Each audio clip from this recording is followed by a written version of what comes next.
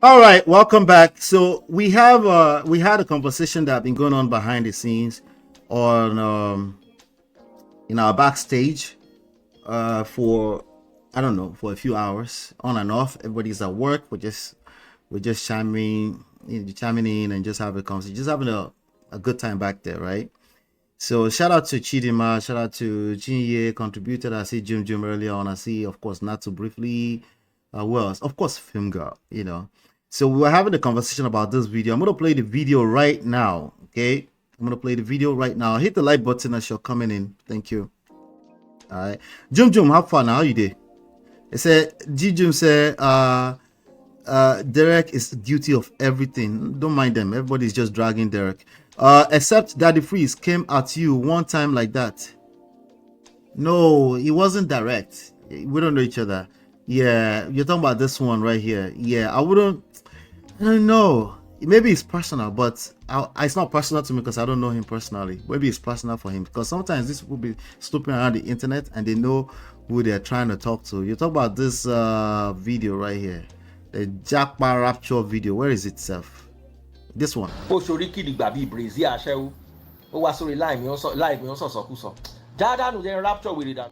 Yeah, that was me that freeze before he unblocked me again, and then.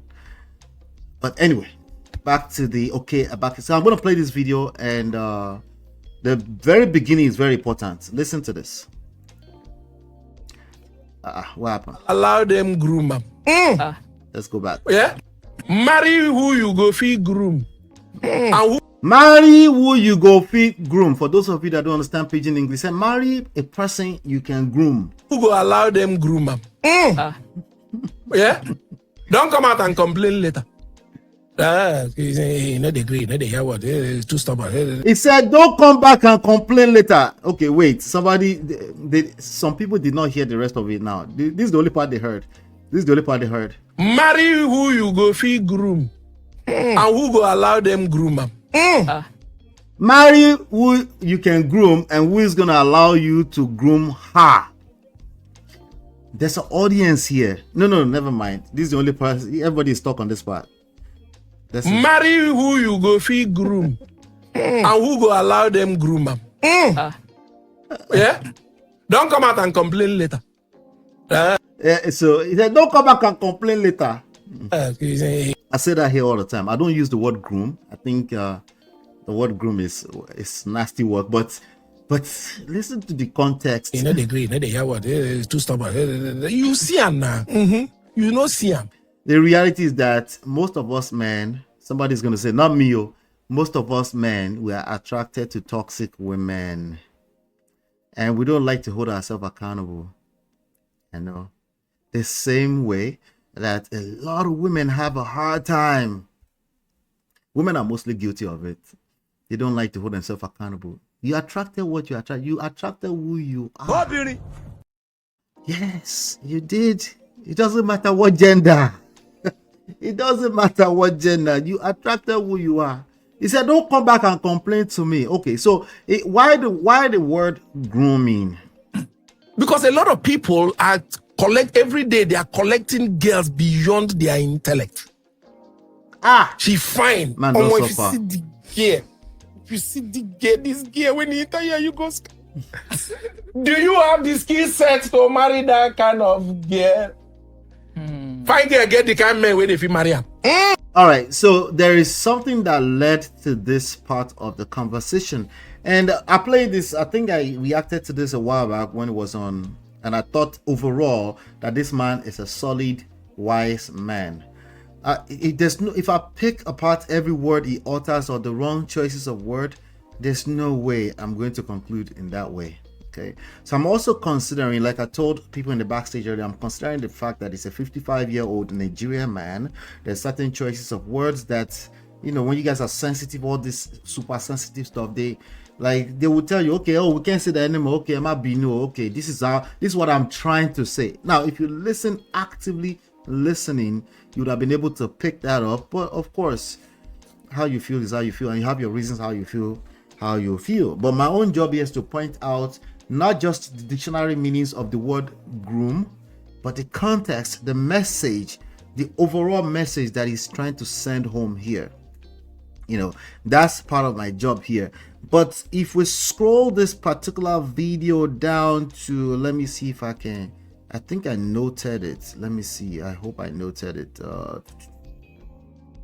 Did I note it? What is it? I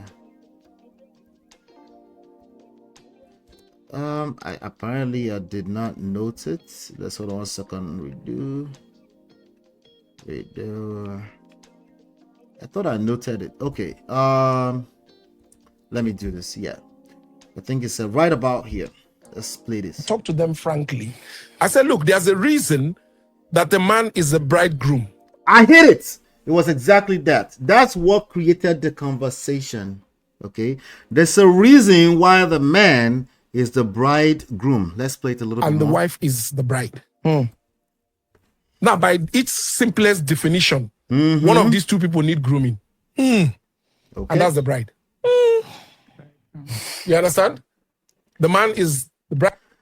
Simplest definition of what? Bridegroom, not grooming, not groom. In the context of husband and wife, the word bridegroom. Okay, let's keep going. Bridegroom, the woman is the bride.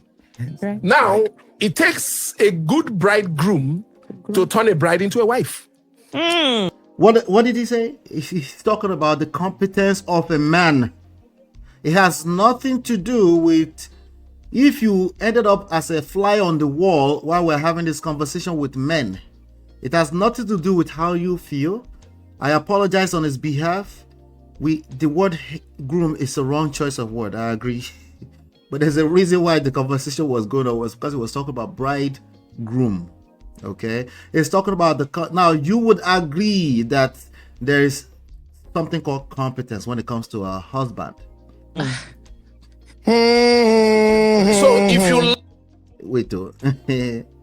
All right, let's keep going. Lack the skill set to turn a bride into a wife, blame yourself. If you lack the skill set to turn a bride into a wife, who did he say you should blame? Who did he say you should blame? Okay.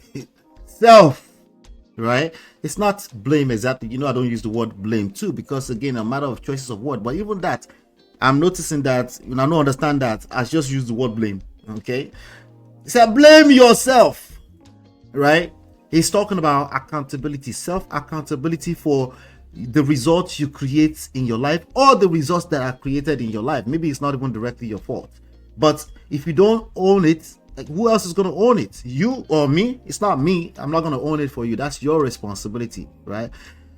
So we now have somebody said, oh, it's both ways. What both ways? I'm talking about me, self. It cannot be both ways. I'm responsible for me. Couple of things, not just couple of things about me. What I say, but forget that for a second. How I interpret what you say to me, I'm responsible for that. Okay? Oh, but you should watch your mouth too. Yeah, sure, but that's not relevant to the conversation. I'm responsible to how I interpret what you say. Why am I responsible? Because if I overreact to it, I will still collect. Let me go collect now. That's my responsibility. It doesn't matter if we're talking about husband, wife, workplace relationships. It doesn't matter. It's in your best interest to take full extreme ownership of your reality. That doesn't mean it's your fault. Don't blame the bride. Don't blame the bride. She didn't come complete. All right, so she didn't come complete. That can also easily be taken out of context. But I remember a wisdom that my father shared with me a long time ago when I had him here as my guest. He also reinforced it, but when he shared it with me, it was profound. I had never heard anything like that on the pulpit anywhere else before. But it's actually in Ephesians 5:25. So I'm actually sharing it with you guys so you guys can see. We're preaching today, are we? No, we're going to get to Chinwo in a second. I promise. Okay. I'm not in a rush today. I'm not in a rush. So Ephesians 5:25, right? That's one of, ladies, this is one of your favorite skinny now. Let's not cap now. This is one of your favorite what you may call it. I'm going to post it on the screen so it's easier for you guys to see. Ephesians 5:25. This is what ladies like to quote this until maybe they get triggered by mistake. Well, I'm going to share this real quick. Okay, here we go. All right. Ephesians 5:25. Husbands, love your wives just as Christ loved the church and gave himself up for her. That is not as simple as that may sound, because we take the scriptures for granted because we don't really put it into context what it actually means, right? But the way my father explained it to me is what Okey Bakassi is talking about here, right?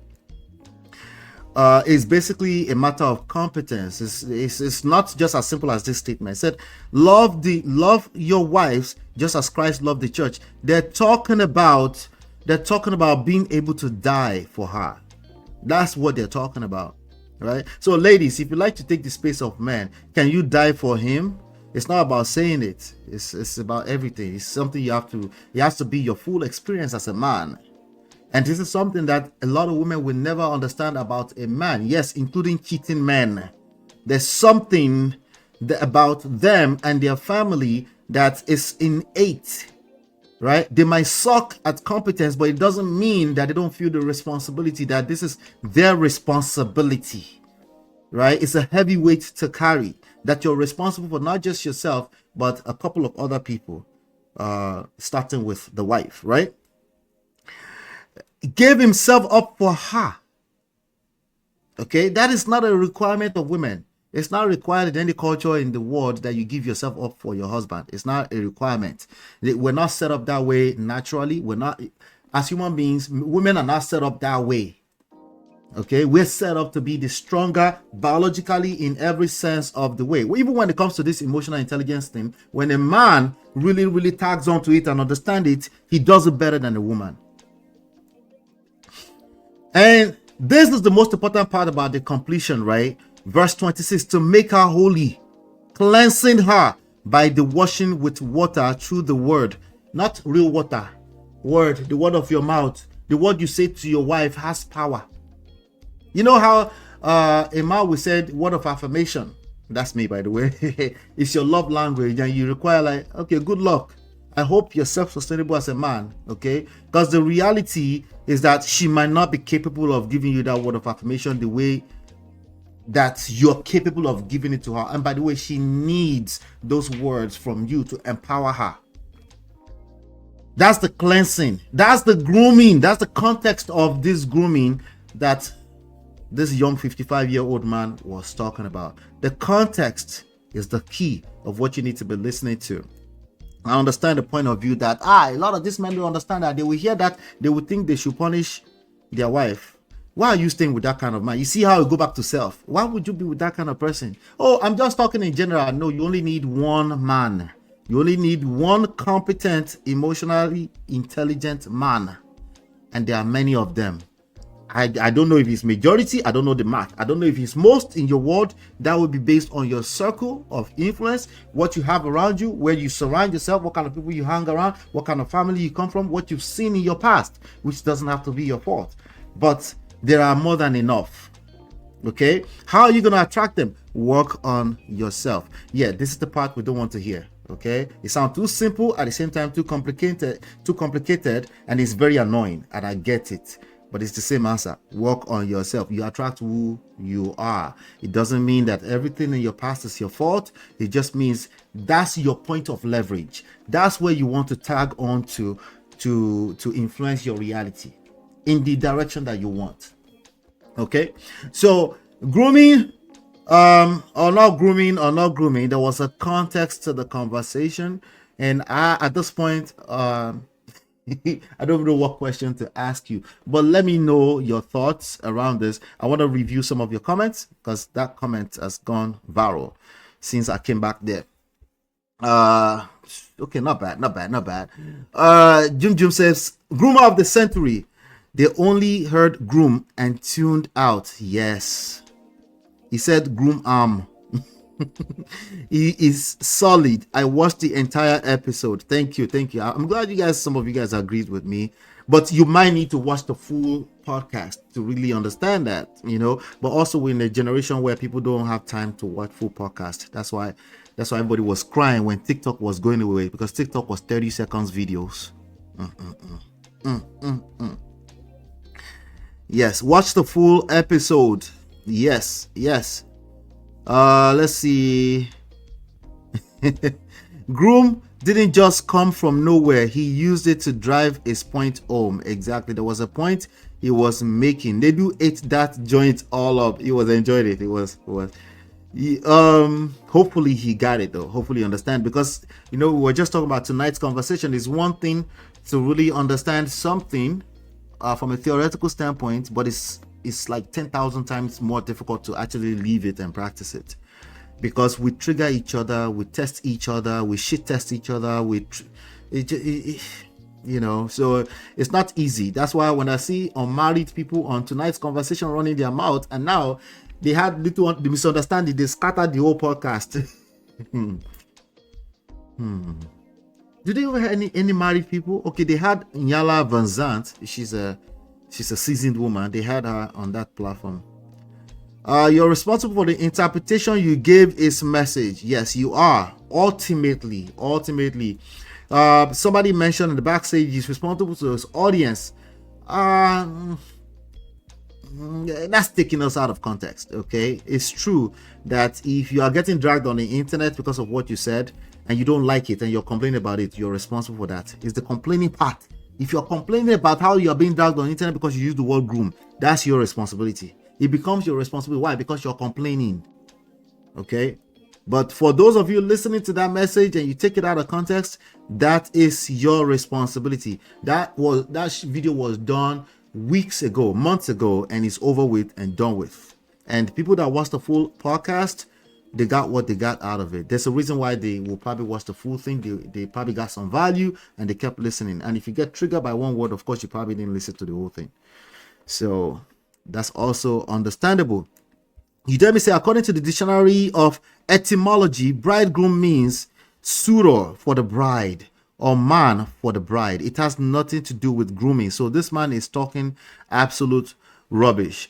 Maybe, okay? But what we're talking about, this conversation, when it was talking about how you nurture, right?